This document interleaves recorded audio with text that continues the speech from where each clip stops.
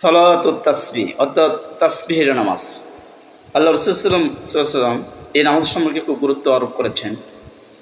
রাসূল বলেছেন যে এই নামাজ খুব গুরুত্বপূর্ণ নামাজ, সালাতুত তাসবিহ নামাজ। অর্থাৎ এই নামাজের ভিতরে 300 বার একটা তাসবিহ পড়া হয়। সেই তাসবিহটা হচ্ছে সুবহানাল্লাহ, আলহামদুলিল্লাহ, ওয়ালা ইলাহা ইল্লাল্লাহ, আল্লাহু আকবার। এই তাসবিহটি 300 বার পড়তে হয়।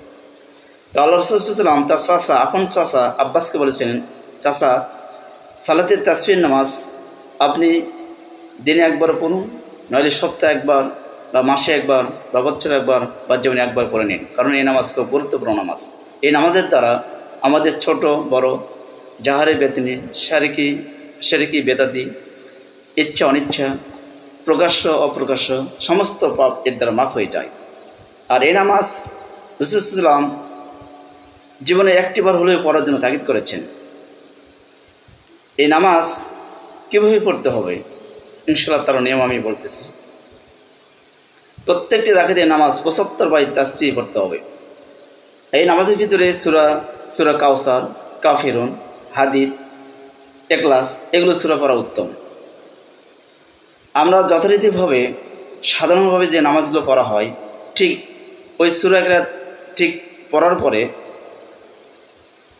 প্রথম রাকাতে সূরা ফাতিহার পূর্বে সানার পড়ার পরেই তাও তাসমিয়া পড়ার পরে 15 বার এ তাসবিহ পড়তে হবে।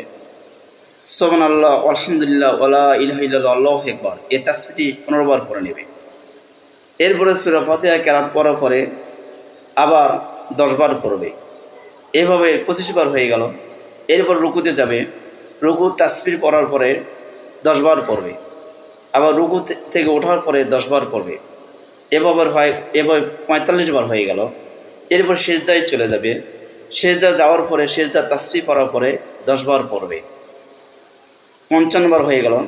আবার সেজদা থেকে ওঠার পরে 10 বার পড়বে, অর্থাৎ 2 সেজদা মাঝখানে 10 বার, 65 বার হবে। অবশেষে দ্বিতীয় সেজদা দেওয়ার পরে সেখানে তাসবিহ 10 বার পড়ে নেবে। এইভাবে তার 75 বার হয়ে গেল। অথবা দ্বিতীয় রাকাতের জন্য সে তৈরি হয়ে যাবে, অর্থাৎ উঠে দাঁড়াবে। এবার প্রত্যেক রাকাতেই 75 বার হয়ে যাবে, বিদায় তার সর্বমোট দাঁড়াবে 300 বার।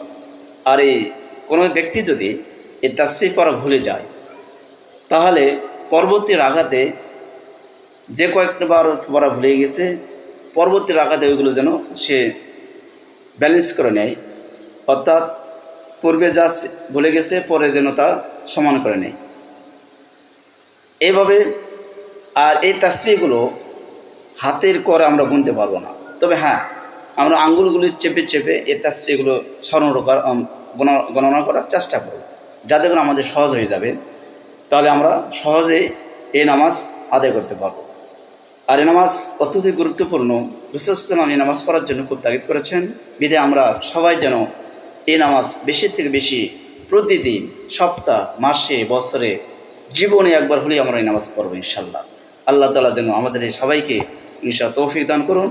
মহান আল্লাহ রব্বুল আলামিন যাকে তৌফিক এনায়েত করবেন সেই নামাজ পড়তে পারবে। আর এই নামাজ দ্বারা আমাদের ছোট বড় সমস্ত আমাদের সমস্ত পাপ আমাদের মাফ হয়ে যাবে। আর আল্লাহ তাআলা আমাদের জন্য জান্নাত ওয়াজিব করে দেবেন ইনশাআল্লাহ। এই বলে এখানেই আমি শেষ করছি। আর আমরা সালাতুত তাসবিহ নামাজ পড়ার জন্য চেষ্টা করব এবং আশেপাশে সবাইকে পড়ার জন্য তাগিদ করব, যাতে করে মহান আল্লাহর আমরা সব হাসিল করতে পারি, বেশি বেশি নেকির জন্য অর্জন করতে পারি ইনশাআল্লাহ। এই বলেই আমার বক্তব্য শেষ করছি।